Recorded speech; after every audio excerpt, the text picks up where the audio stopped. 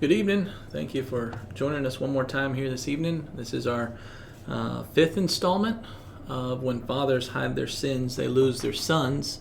And this evening we're going to see payment number 2. The first payment was that precious little baby boy that was lost because of David's sin. And now payment number 2 is going to be David's oldest son.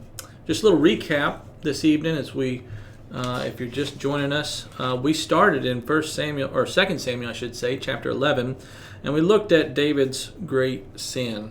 And we started with the idea, looking at that chapter, that he was a man who began to lose his faith. He began to become someone that we don't recognize, someone that doesn't look like the David that we see that loved the Lord with all his heart. We then saw that in chapter 12 that he was losing his future, but we saw some things that he did do that were positive in nature. He didn't completely run away, although this bad example is going to strap him for the rest of his life. And then we had kind of a high-level overview of the three sons, Amnon, Absalom, and Adonijah, as we looked at and talked about each one of their lives, their sexual interests, their pride, their downfall, and how David's life and his bad example played a part in that. Every man is responsible for his own sin, yet still there's influence that happens from us as individuals into other people's lives. And so then last week we looked at Amnon and his crime and his rape against his sister. And last week we talked about how remorse over sin makes you want to. And we looked at the four major players in that story. Amnon, remorse over sin made him want to run away. Tamar, remorse over sin made her want to repress her emotions. David, remorse over sin made him want to resent himself. And then Absalom, remorse over sin made him want to reject his family. So tonight we're going to be in 2 Samuel chapter 13, verses 23 through 26. And like every other night, I'm going to read through this passage and kind of walk us through and explain exactly what is happening here. And then we'll come back around and look at some of these points as we pull them out from our text here. So 2 Samuel chapter 13, we're going to see that Absalom has been waiting. The Bible tells us for 2 years to put together this plot. Unlike Jonadab and Amnon's life, who knew all the ins and outs and how everything worked and was able to get Amnon what he wanted, Absalom, maybe not being as subtle and as crafty and clever as Jonadab was, still had a plan and was still going to execute it, but it just took him a little bit longer. And in those years, 2 years that it took him to execute this or come up with this plan or whatever the case is there, it was 2 years that passed. That desire of hatred probably grew and grew and grew and grew. And just over time, that bitterness and that anger just grows. And Absalom comes up with a terrible plan to kill his brother. Now we know that it doesn't take a long period of time for that to happen. You can look at Cain's example. You can even look at Amnon, where the Bible says that the love wherewith he loved Tamar, again, I wouldn't call that the kind of love, the agape love that the Bible talks about, but that love and that lust and where he loved her and lusted after her, now he hates her as soon as the deed's over. As soon as it's over, he hates her with more hatred than when he loved her. So it doesn't have to take a long time, but boy, that festering and that not dealing with it. And David didn't properly deal with this situation with Amnon and Absalom. It says that he was very wroth, but he didn't actually begin to do anything about it. He was just upset about it because his bad example hampered his ability to do and intervene in his sons' lives. So that brings us here to verse 23 of 2 Samuel chapter 13 tonight. And on the screen there it says 23 through 26. What that really should say is 23 through 36. So my apologies for that mess up right there. But verse 23 says, "And it came to pass after 2 full years." So again, 2 years has passed. And Absalom has had plenty of time to think about this, plenty of time to look at his sister. Remember, he sent his sister back to his apartment, to his house to take care of her. And he has plenty of time to look at her every day and remember the sin that Amnon committed against her. And remember all of the things that he stole from her, her purity, her virginity, her innocence, her future. No man would ever want her. And every time he sees her, he probably remembers this terrible act. And maybe in these 2 years, Tamar has even, this is is me now kind of just talking about the story, but I'm just thinking to myself, in 2 years' time, maybe they've had deeper conversations about the intricacies of everything that happened, and all of that has kind of played into Absalom's mind and created even more hatred and frustration and bitterness and anger to lead to this murder we're about to read about. It came to pass after 2 full years that Absalom had sheep shearers in Baal Hazor, which is beside Ephraim. And Absalom invited all the king's sons. Now what's happening there? Well, about the time that, let me back up and say this. Because Absalom was the son of the king had lots of property, lots of things to give to his sons, and he did. My understanding of Baal Hazor here is probably about 14 miles north of Jerusalem. But this land was Absalom's land, and when it came time for them to shear the sheep, they would have these feasts with their family. This was a normal part of the process, and so it came time for that, and it tells us where it was located, and Absalom invited all the king's sons. So he goes in and he gets all his brothers, and he invites everybody to come. And verse 24 says, "And Absalom came to the king and said, Behold now, thy servant has sheep shearers." Now again, maybe to us as Gentiles we go, has sheep shearers. What's the big deal about that? That was a special time where they would come together and have a giant feast. And it was a big deal. Think about in America what a big deal Thanksgiving or Christmas is for certain families. This would have been a big deal culturally for them. They would have come together. They would have had a feast. It would have been a big deal. And so Absalom's inviting the family. He's saying, hey, come on, let's go and have ourselves a feast and celebrate. So he invites the king's sons. And then in verse 24, Absalom came to the king and said, Behold, now thy servant has sheep shearers. Let the king, I beseech thee, and his servants go with thy servant. So Absalom has a plan here. He has an ulterior motive. He's hoping to make this such a huge deal, and he does. He says, not only the king's sons, not only the king, but all of the king's servants. Now, I don't know exactly how many people that would have been, but it probably would have been in the neighborhood of hundreds. So he's saying, we're going to make this big deal. And his thought is, David's not going to go for this. All the sons, we're not going to have a competition between the sons on when it's time for the sheep shearers, time to shear the sheep, that everyone's competing for having the largest feast. But we know Absalom's saying to himself, I know he's not going to go for this. He's not going to come. And that was part of Absalom's plan. And so he goes and he asks his father, he says, Let the king, I beseech thee, and his servants go with thy servant. And the king said to Absalom, Nay, my son, let us not all now go, lest we be chargeable unto thee. What does that mean, chargeable? He said, we don't want to put an undue burden on you. We don't want this to cost you a lot of money just to celebrate this time, to celebrate this event. We don't want to cause a big, such a to-do. Sure, it's celebration, but man, sometimes you can just go so overboard, it's almost pointless, and it costs people money for no reason at all. And that's what David's communicating to Absalom. He says, let us not all now go. To feed hundreds of people is going to cost, who knows what it's going to cost you? He says, and he pressed him. Absalom pressed David. He says, come on, Dad. Come on, King. Come on, David. Go. This is a special thing. Come on and go. Absalom's playing this plot from the point of view that I'm going to make this a big deal about King David, that when I get to where I invite Prince Amnon, he won't notice that there's a plan and a plot. Not only that, but there's been a lot of time that's passed.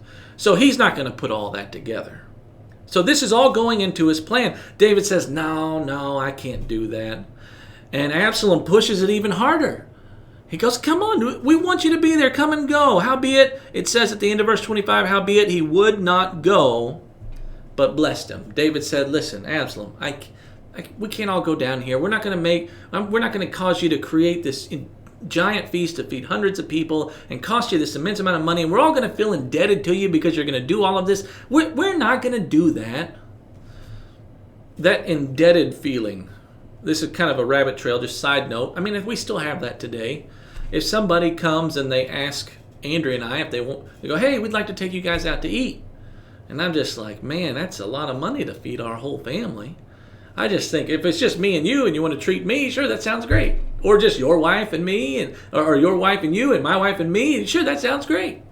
But man, you start adding all them kids up. Even if you got them all just little Happy Meals, it still costs a lot of money. And so I understand that feeling of indebtedness, but this was Absalom's plan to put this pressure on David to disguise his ulterior motive. And so David says, listen, I can't go, but be blessed. May the Lord bless you. Have a great time. Enjoy yourself. Enjoy the family. But I'm not bringing me and all my servants with me to come down there. But go, be blessed. Then, verse 26, the plot thickens. Then said Absalom, if not, I pray thee, let my brother Amnon go with us. Now, why? And the Bible's going to tell us later on in this verse, here in just a moment, I'll read the rest of this verse. It's going to tell us David was a little apprehensive about that request. But know that it wasn't an abnormal request. If the Amnon-Tamar situation had not happened, David probably would not have any apprehension about this request. It was normal culturally for the firstborn son to become the king after his father. And before the firstborn son, who is this prince, to be king, what do they call it, like the crown prince or something like that, before he was to become king, the king would put him in situations where he would normally be to teach and to train and to exercise those kingly duties, so he would be familiar with them when he became king. And so that if there was some lesson, he could teach them and say, hey, I sent you down to this feast, but you kind of behaved yourself poorly. Let's talk about how a king should behave. These were all lessons and things that would happen from one king to the prince that was to follow the king. So the request by Absalom, although he has an ulterior motive, just know that this request is not an abnormal request. But still, because of what happened with Amnon and Tamar, and David, the Bible even says David was angry about that. There's this apprehension on David's part. He says, if not, if you won't come, David, I pray thee let my brother Amnon go with us. And the king said unto him, why should he go with thee? All of a sudden, there's this apprehension. It's been 2 years. He did ask me to go first, but I said I wasn't going to go. So it's natural for the prince to be king. The prince who's going to be king, it's kind of natural for him to go in my place. Still, that was a bad deal. And there's something in David's spirit. He had this check in his spirit he should have responded to differently, but he didn't. Why? That bad example is continuing. Years later, who would have thought? David didn't think. He might have had a check in his spirit. He might have had a check in his mind about what's happening here. But somewhere deep down, he let it happen anyways. And he probably convinced himself it's not that big a deal. And that is the greatest problem with sin, is we convince ourselves it's not that big of a deal. I had a conversation with somebody today where I just told him about I have these inner workings of pride. It's a constant battle with me. That I have these constant prideful thoughts that I want to think about myself more highly than I ought to. I want to think that I have these great features or this great ability or these great talents or whatever, and I don't. And I have to remind myself, Barrett, every good gift cometh from above. If I have any talents, if I have anything good, it's all because God gave them to me. I didn't create me. I didn't give myself these talents. God created me for a purpose and created you for a purpose, and the talents you have, these are all things that come from God, but we like to take ownership of them. Our pride likes to take ownership of them. We like the attention we get from them. And maybe I'm just a terrible, wicked man. But I'm telling you, folks, I have these inner working battles between my spirit and my flesh and this pride that lives within me. It's just there all the time. The bad example that David set, he had a check here in his spirit, in his mind, whatever you want to call it right there, that he went, why do you want Amnon to go? He should have dealt with that. He should have asked more questions. He should have dove deeper into the questions. But because of his bad example, now there's kind of these two sides that are playing in his mind. And Amnon used his situation, and Absalom's going to use his situation.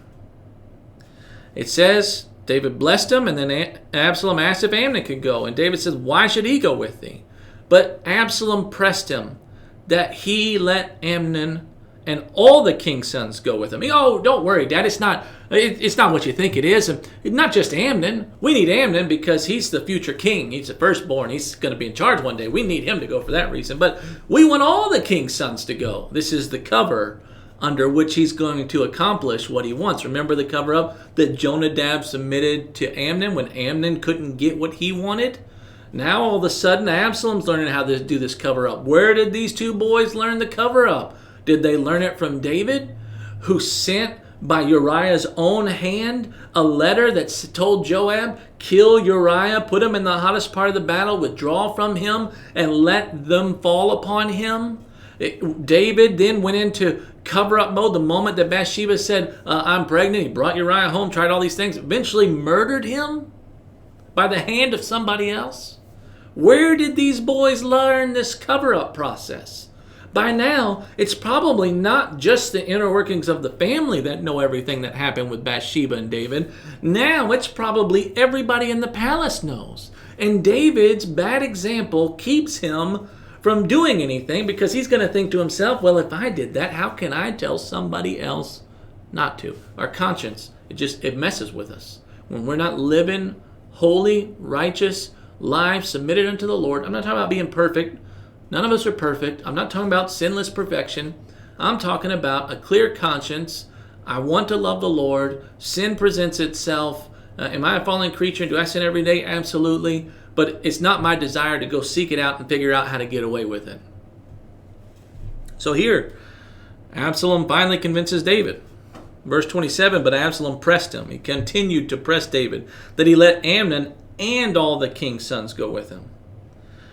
So the king is convinced and he lets them go. Lets them all go. Verse 28. Now Absalom had commanded his servants, saying, mark ye now when Amnon's heart is merry with wine. So they go to this feast. They're drinking. And Amnon probably has initially, because of what the Bible talks about, how Absalom behaved himself with Amnon in verse 22, how Absalom spake neither good nor bad. Amnon's probably got some apprehension of his own. He's probably here. He's the king's firstborn son. He's in the position to become the king one day. There's probably a special seat at the table for the king during these festival type of things. And Amnon's probably sitting there and he's probably at first a little apprehensive. Maybe somebody's walking behind him and he's kind of, keeping a close eye on him. Whatever's going on, he's just like, okay, why did that happen? Why was that noise? Why did that person sit there? But eventually he gets enough alcohol in him that his inhibitions begin to leave. And Absalom says, once the inhibitions, just wait. He tells his servants, Absalom's got some servants who work for him out here on this farm 14 miles from Jerusalem. And so he tells his servants, he said, just wait. Wait till he's had enough to drink, that his inhibitions are gone, and his heart is merry with wine. He says, and when I say unto you, smite Amnon, then kill him. It says, fear not. Have not I commanded you? Be courageous and valiant. What a lie. What a lie Absalom has spun to his servants. Be courageous for vengeance. Be courageous for murder. Be courageous to solve a situation that my dad wouldn't solve. Be courageous to get back at a man who did a terrible thing to my sister. Be courageous and valiant. This is not courageous and valiant, but he's using his posterity. He's using his position. He's using what he has in his person and his good looks and all those things. He's using all of those things to influence those around him. Now, watch this. This isn't even part of the sermon. I just want to show you something. Notice the similarities between what David did and what Absalom did.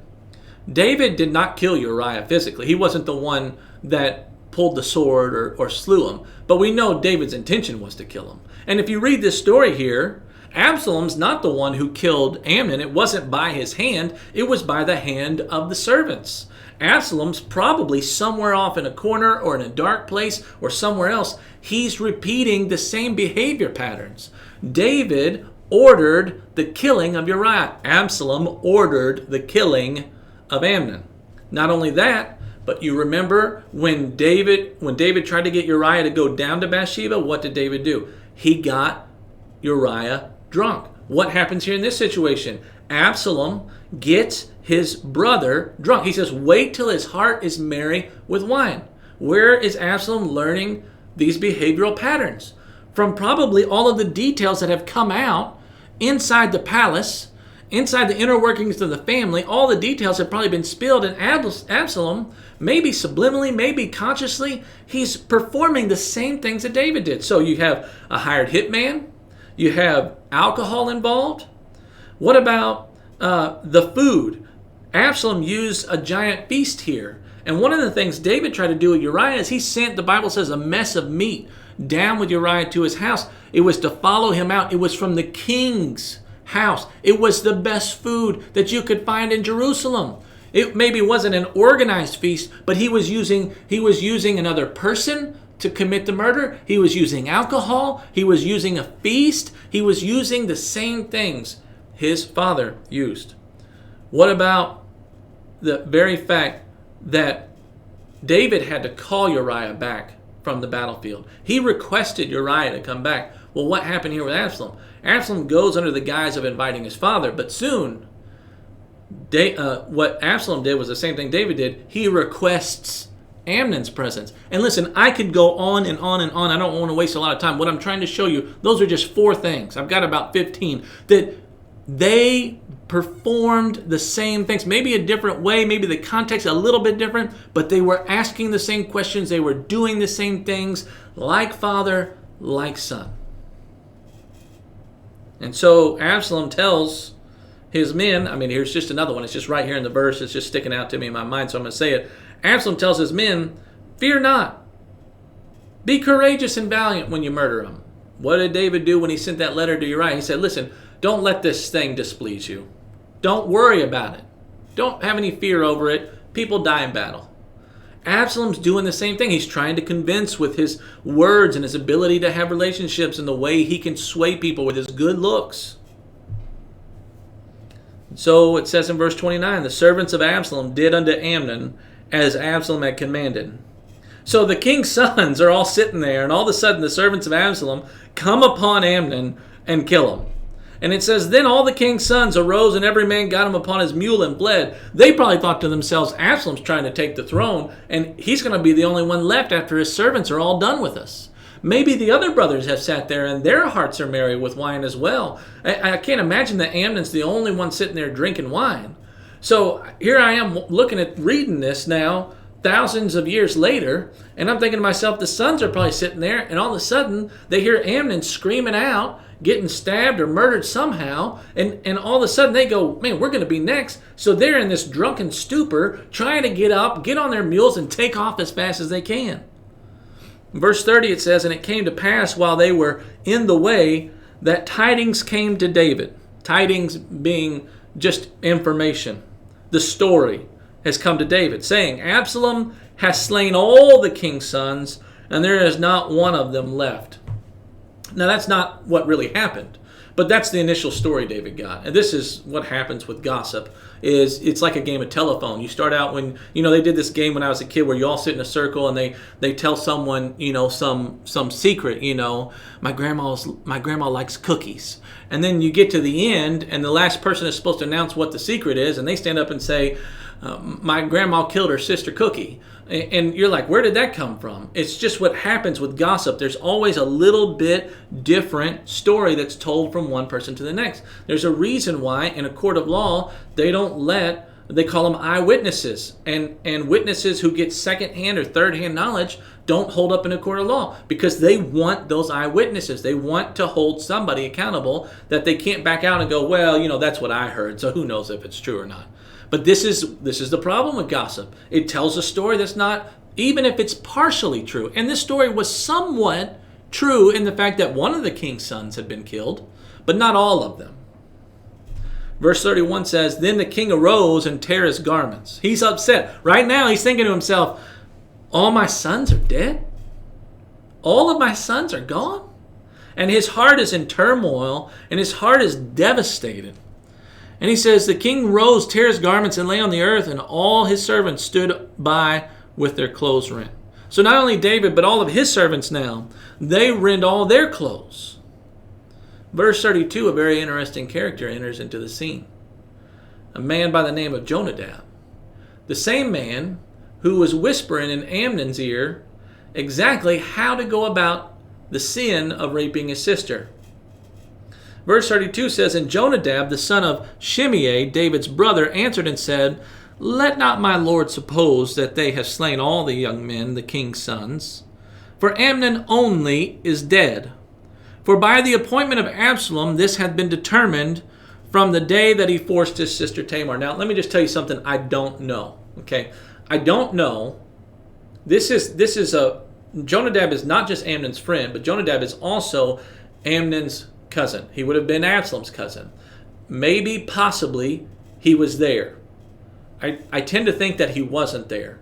Because of the subtleness and the character that we see with Jonadab when he interacts with Amnon, the way I believe that Jonadab knows what really happened, maybe he had somebody who was there that told him, but really what I see more in the character of Jonadab is there were probably in the 2 years that passed since the act that Amnon did with Tamar, and Absalom wouldn't talk to Amnon, and Amnon didn't want to see Tamar, Jonadab probably had a lot of freedom to go and have conversations about this event that he was well aware of, that he literally set up.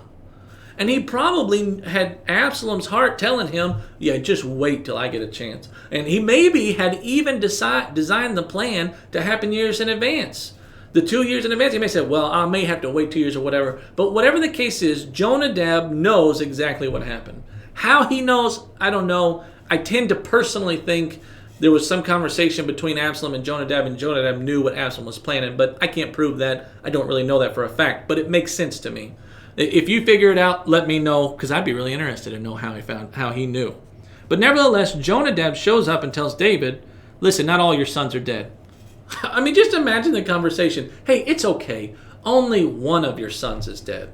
I swear, people sometimes they have really good intentions and they mean well. I know that they mean well. But sometimes good-intentioned, well-meaning people say some of the most harsh things at the most inappropriate times. And I am baffled that I think there's a part of us as humans that feels like awkward conversations, we have to say something. So many times we say something that we go, I probably shouldn't have said that. And we hurt someone worse in this terrible situation.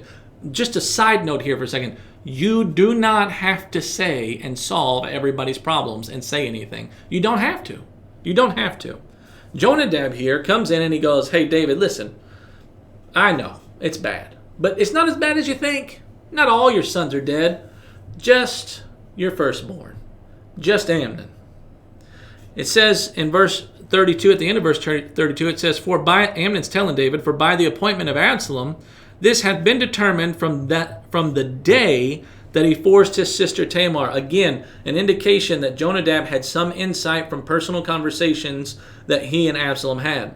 Verse 33 says, Now therefore, let not my lord the king take the thing to his heart, to think that all the king's sons are dead, for Amnon only is dead.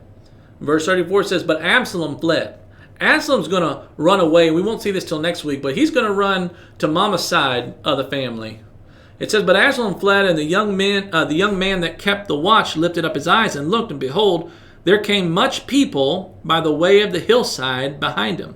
So everybody that's leaving Absalom's place, Absalom's fleeing to Grandma and Grandpa's house on his mom's side, and everybody else that was there at the feast, they're fleeing back to the capital. I mean, who knows what Absalom's got planned? So they're all coming back. And verse 35 says, And Jonadab said unto the king, Behold, the king's sons come, as thy servant said, so it is. So that's the last we ever hear of Jonadab. As far as I know, unless somebody can show me somewhere else where he's got a different name, that's the last we ever hear of Jonadab. What an interesting character. How he just brought turmoil and pain to everybody's life. And my understanding is his name, Jonadab, means Jehovah is willing. Jehovah is willing. And maybe you could take that a couple different ways, but very interesting to me. In our last verse, and it came to pass, as Jonadab is saying these words, the king's sons are coming, that they're about to enter into the palace. It came to pass in verse 36, as soon as he had made an end of speaking, as soon as Jonadab had got done speaking with David, that behold, the king's sons came and lifted up their voice and wept.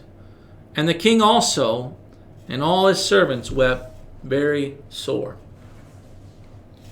The wages of sin is death. The baby boy died. Amnon is now dead. Things are not going to end well for Absalom. David, his own, not just the great sin he committed, but his own personal sin, and he's going to die. But after he dies, there's a battle between Adonijah and Solomon, and Adonijah is going to die. After having a couple, Solomon even gives Adonijah a couple chances to get right. But whatever the case, just know that there is a wage for sin. There is a payment for sin. Now, we have to understand we're all sinners. Every one of us.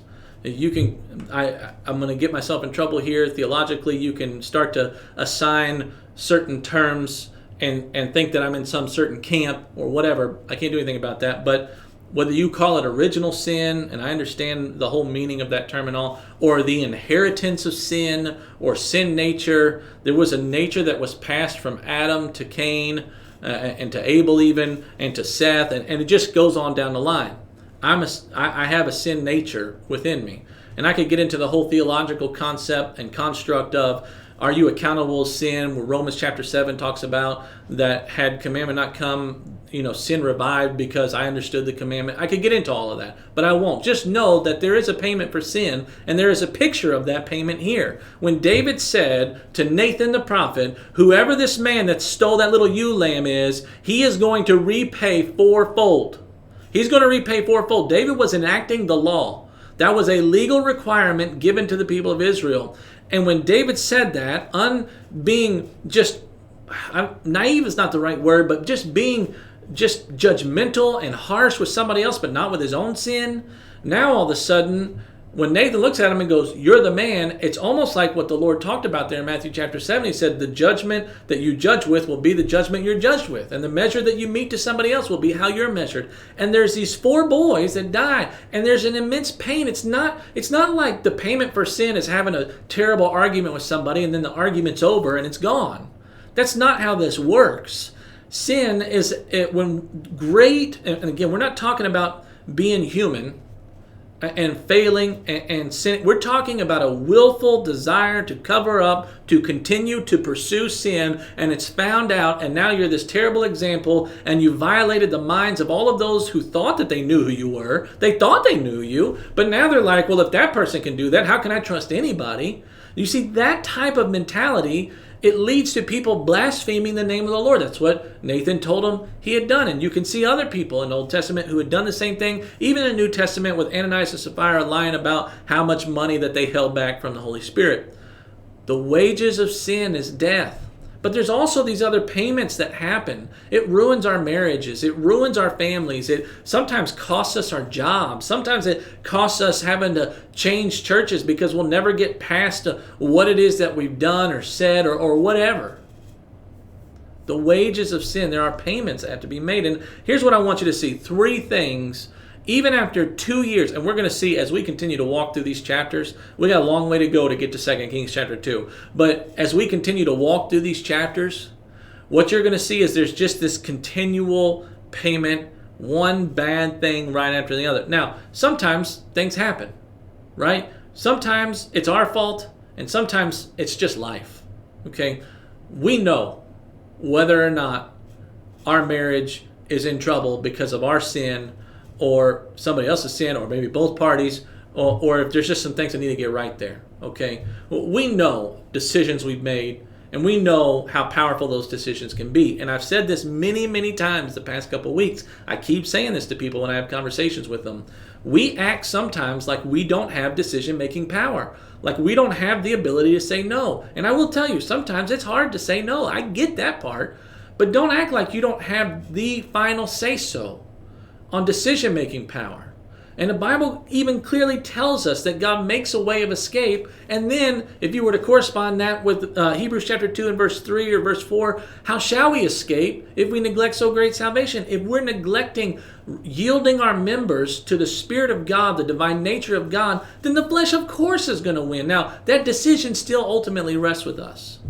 And I want you to see this decision that David made all the way back with Bathsheba, now leading to him not dealing with Amnon the proper way, which now led to Absalom saying, well, Dad, if you're not going to take care of it, I'll take care of it. Notice the three things that remain. Not just the wages of sin, but the remains of sin. Last week we talked about the remorse over sin makes you want to, and I gave you those four things.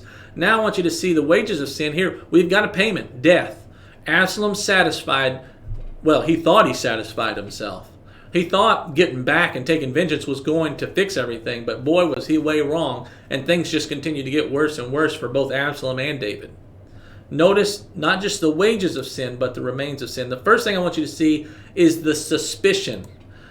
When trust is broken, it always leaves the remains of suspicion. There's always this thing in the back of somebody's mind that says, well, maybe they really did this. Maybe this happened, and maybe they're doing it again. And that is something that just, you can forgive, but you can't forget. You've heard that before. Well, that forgetting part, that's the real deal. That's hard. The forgiveness is where every time you remember, you say, no, I choose to still forgive. But the forgetting part is that you do still remember. If you're not remembering, you have something like dementia or something like that. God created us to be creatures and people who remember. God has the ability to forget. He has the ability to wipe sin away. He has the ability to blot sin out. He has the ability to set our sin so far as the east is from the west. He has that ability. We do not. He has created us to remember. In fact, throughout the Bible, God is saying, remember, remember, remember, remember, remember. Don't forget, because that'll take you to a bad place. Remember, remember, remember. God over and over again is telling us to remember. Don't be surprised when people remember the bad things you do to them. So what happens here? This suspicion. In verse 26, we see it says, Then said Absalom, if you won't go with me, David, if you won't go with me, if not, I pray thee, let my brother Amnon go with us. And the king said unto him, why should he go with thee? You see, there was this initial check in his spirit. I've talked with some of my kids before. It's not a matter of me not trusting my children, but it is a matter of me not trusting the fact that they have the capability and propensity to do things that they never dreamed that they would do. It's there. It's in them, just like it's in me, just like it's in you. We have the ability, if we yield to the flesh, to allow it to take us further than we ever dreamed it would take us. It's there. The power of victory is there as well for those that are born again believers, to rest in Christ and what he's done for us and who he's made us to be. All of that is there for us. David didn't have that. David didn't have any of this. Absalom didn't have any of that. The indwelling of the Holy Spirit, they didn't have this. We have that today. There is decision-making power, and there is the power of the divine nature of God living within us that can enable us to accomplish what he asked us to accomplish. What did he ask us to accomplish? Be ye holy, for I am holy. It's not something you reach down and find within you. Holiness rests in the Holy Spirit, the divine nature of God himself living within the believer, that the divine nature is lived out through the believer. And you see the gifts of the Spirit. There are the gifts of the Spirit. Love, joy, peace, goodness, kindness, gentleness. You get to long suffering. And then there's the works of the flesh. Galatians chapter 5 gives us those two pictures. The envyings and murders, all of those things, hatred. Those are things that we have decision-making power over. Don't fool yourself. When we live in the flesh, we create suspicion in the closest of relationships. In our marriage, in our parenting, in our churches, in our workplace, we create suspicion by our poor behavior and our ulterior motives and things that happen. Now, David's ultimate suspicion here comes from almost himself, in that he's probably thinking to himself, oh man, this is not good. Now, Absalom, it says, pressed him and probably tried to convince him. That pressed him is probably him talking through why it is and trying to direct David's attention elsewhere. Well, David, he's going to be the king one day. It's really his place one day anyways. Might as well let him have it now. So maybe that conversation is going on. But whatever it is, for a split moment, David has a check in his spirit. Suspicion. It's there. He knows somewhere deep down something's not right here. Is he still trying to get back for what happened 2 years ago? The wages of sin, the remains of sin. The wages of sin is death. Amnon. Now, the Bible is very clear. Vengeance is mine, I will repay, thus saith the Lord. Absalom, it was not his place, but Absalom thought to himself, if Dad's not going to solve this, I'm going to solve it for him. If Dad's not going to do anything about Amnon, I'm going to do something about it. Suspicion. Secondly, notice the suffering. Sin always brings suffering. Always. It says in verse 28, Now Absalom had commanded his servants, saying, Mark ye now when Amnon's heart is merry with wine, and when I say unto you, smite Amnon, then kill him. Kill him. I don't think there's anybody watching this that would say, you know what I hope? I hope my kids get into such a heated argument that one of them plots the other's murder. I don't think any of us would say that. And maybe by chance there's somebody that's watching this that has had that happen. And they would say, I wish that would have never happened. I wish I would have done something or said something or kept something or separated them or done something. This type of suffering comes from not properly dealing with sin. The moment that whoever that person was that said to David, this is not your wife, this is Uriah's wife, that was David's moment of escape to go, what in the world am I thinking right now? It wasn't, and part of me can't even believe I'm about to say this, it's not like David even had one wife. He had several wives. Not only did he have several wives, but later we find out he had 10 concubines. He could have, sexually, he could have had, so many different, it wasn't good enough. The eyes of man are never full. He looked upon her and saw she was very beautiful. And he said, I've had all those other ladies. I think I'll have that one too. And that moment, somebody spoke up and said, that's not yours. And he went, whatever, go get her. Go get her. And I'm telling you, if somebody would have brought some big screen TV out and said, David, look what's going to happen to your family. Look how your sons are going to behave themselves in this same way to get what they want and to commit a cover-up and to come and deceive you personally. Amnon deceived David. He said, let Tamar, my sister, come in. Absalom deceived David. He said, just go ahead, let Amnon come. If you won't come, let Amnon come. In fact, let all the king's sons come. This type of subtle, manipulative, deceitful behavior, power-hungry, pride-filled, lustful appetite, these boys saw this in their father first. And you can call it learned behavior, you can call it they're accountable for their own sin. I believe both. Nevertheless, the suffering continues. Not just the suffering of Amnon bleeding out, probably sitting in the head chair at this feast table. Not just the suffering of Amnon bleeding out, but the moments that Absalom, I can just picture, the Bible doesn't say this, but I just picture Absalom standing over in a corner watching this, just thinking to himself, he's getting what he deserves. Can I tell you what didn't happen? Tamar didn't get her virginity back. Absalom was not satisfied. He thought this was going to satisfy him. He thought revenge was going to satisfy. It did not satisfy him. So Tamar didn't get her virginity, purity, innocence back. Nothing was going to change the fact that she was going to be looked at as damaged goods. Absalom thought this feeling of getting back at Amnon was going to make him finally get over his heel. It didn't. And now he's created an issue between him and his father and him and all his other brothers. Suffering. Everywhere around this situation, sin brings suffering. Broken. I said it several times so far, but I'll say it again. What price can you put on happiness in the home? Laughter and joy. Hugs that you don't have to worry about, well, I can't make eye contact because there's something between us. What price can you put on those things? Suffering. Sin brings suffering. Lastly, sin brings sorrow. Sin brings suspicion. This is all the remains of the sin.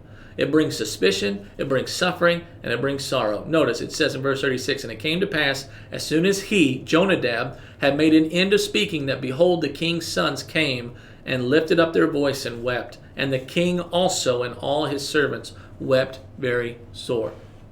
What are they crying about? Well, obviously they're crying because of this murder that's happened within the family.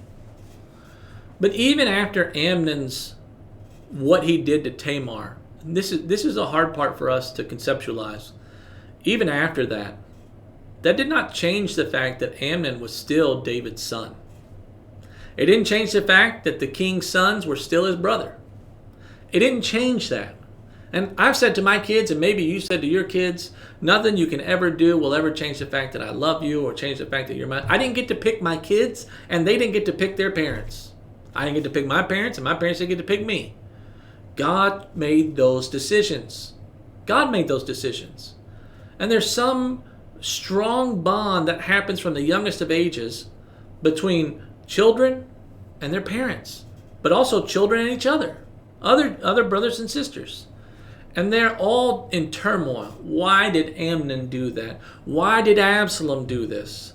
And there's probably this moment when it says here at the end of this verse, the king also and all his servants wept very sore. The king probably had this moment. The Bible does not record this, but when I read this verse, all I can see is David sitting on the throne with his head bowed, saying to himself, how did we get here? How did we get here? How did this happen? And almost like just the light bulb going off in David's mind, just like, boy, I sure wish I had never done that deal with Bathsheba.